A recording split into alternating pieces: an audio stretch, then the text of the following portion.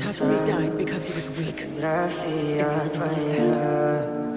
Doesn't hurt. Shalika, the ones who died wanted to live too. A rather silly thing to say coming from an assassin, don't you think?